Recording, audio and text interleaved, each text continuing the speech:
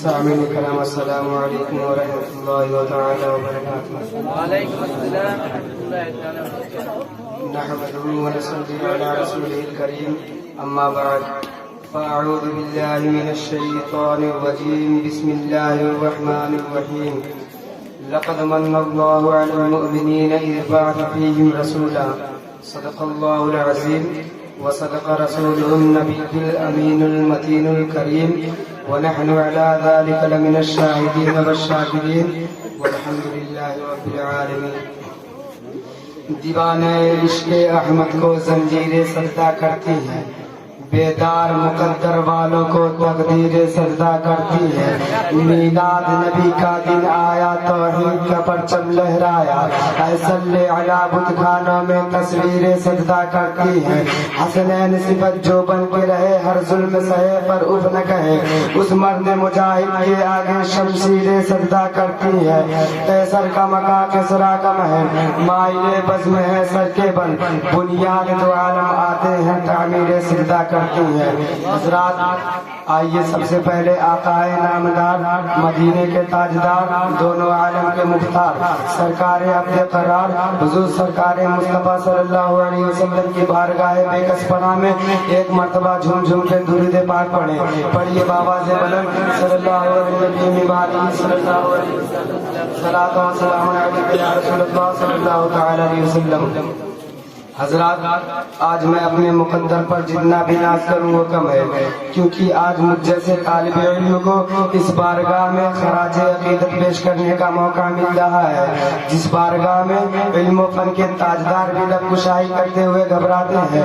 مگر حضرات یہ سب ہمارے مشفق اساتذہ کرام کی دعاؤں کا نتیجہ ہے کہ اب میں آپ لوگوں کے سامنے کچھ بولنے کی جرات کر رہا ہوں. اگر حضرات مجھ سے کوئی غلطی ہو جائے تو اسے معاف کر کے میری کامیابی کی دعا کریں. حضرات کیونکہ ابھی میں طفل مکتب ہوں، نماز ہوں نہ فرزانہ، ابھی میں طفل مکتب ہوں، نماز ہوں نہ فرزانہ. تمنا دل میں گوجی ہے، سنا دو حق کا فرمانا، تمنا دل میں گوجی ہے، سنا دو حق کا فرمانا. حضرات میں نے جس آیت کریمہ کی تلاوت کا شرف حاصل کیا ہے اس کا ترجمہ یہ ہے: بے شک اللہ کا بڑا احسان ہوا مسلمانوں پر کہ انہی میں سے ایک رسول بھیجا. حضرات اللہ تبارک و تعالیٰ کا لاکھ لاکھ شکر و احسان ہے کہ اس نے ہمیں انگنت نعمتوں سے نوازا. اس کی کن کن نعمتوں کا تذکرہ کیا جائے، آپ جدھر نگاہ اٹھا کر دیکھیے اسی کی نعمت کا جلوہ نظر آئے گا. زمین اسی کی نعمت، آسمان اسی کی نعمت، چاند اسی کی نعمت، سورج اسی کی نعمت، ہوا اسی کی نعمت، پانی اسی کی نعمت، کھانا اسی کی نعمت، دانا اسی کی نعمت، جان اسی کی نعمت، جسم اسی کی نعمت، قرآن اسی کی نعمت اور ایمان اسی کی نعمت. حضرات انسانوں کی کیا مجال کی اس کی نعمتوں کو شمار کر سکے، بلکہ اللہ تبارک و تعالیٰ خود قرآن مجید میں ارشاد فرماتا ہے: وَإِن تَعُدُّوا نِعْمَتَ اللَّهِ لَا تُحْصُوهَا. اگر اللہ کی نعمتوں کی تو انہیں شمار نہیں کر سکو گے. مگر حضرات پروردگار عالم کا کرم دیکھیے، اس نے ہمیں بے شمار نعمتوں سے نوازا مگر کسی نعمت پر احسان نہیں جتایا.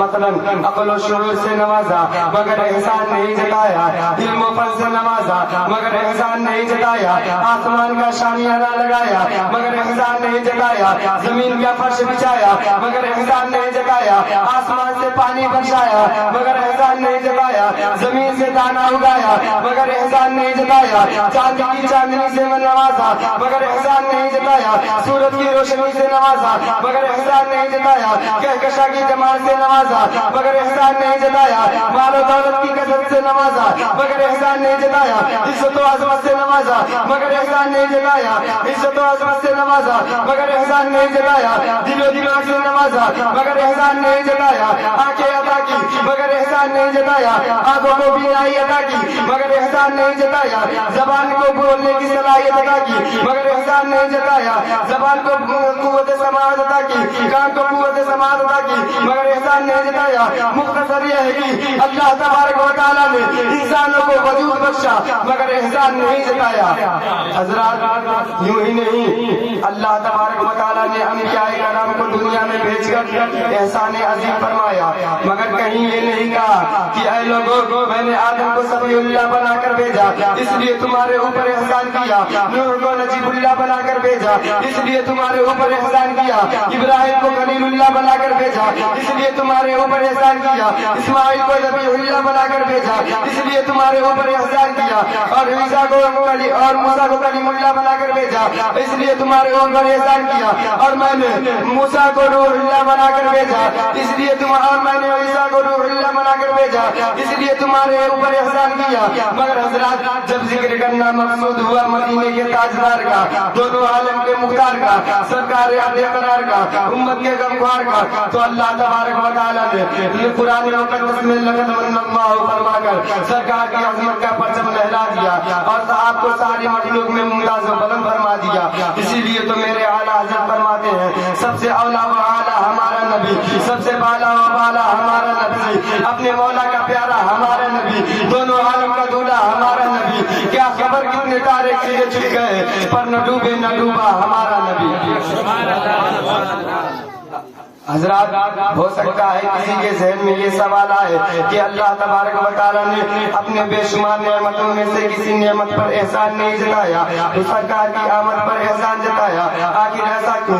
تو اس کی وجہ یہ ہے اللہ تبارک و تعالیٰ دنیا والوں اور بالخصوص مومنوں کے دل و دماغ میں یہ بات اچھی طرح بیٹھانا چاہتا ہے کہ سرکار کی عظمت سمجھ سکو اور ان کی قدر و منزلت کا اندازہ لگا سکو۔ حضرات اور بھلا احسان کیوں نہ جتایا جائے؟ حضور کے صدقے میں ہمیں سب کچھ ملا، اگر حضور کا صدقہ اور حضور سرکار کی ولادت مقصود نہ ہوتی تو کائنات کا وجود نہ ہوتا، یہ زمین و زمان، یہ مکین و مکان، یہ شجر و حجر، یہ موسم و قمر، یہ سب حضور ہی کا صدقہ ہے۔ اس سلسلے میں ہمیں سے قدسی ہے لولا کلمہ خلقت الافلاک، یعنی اے محبوب اگر آپ کو بھیجنا مقصود نہ ہوتا تو نہ یہ زمین پیدا کرتا نہ آسمان۔ اسی لیے میرے اعلیٰ حضرت فرماتے ہیں زمین و زمان تمہارے لیے، مکین و مکا تمہارے لیے، چنی و چنا تمہارے لیے، بنے تو جہاں تمہارے لیے، دہن میں زباں تمہارے لیے، ہم آئے یہاں تمہارے لیے، اٹھے بھی وہاں تمہارے لیے۔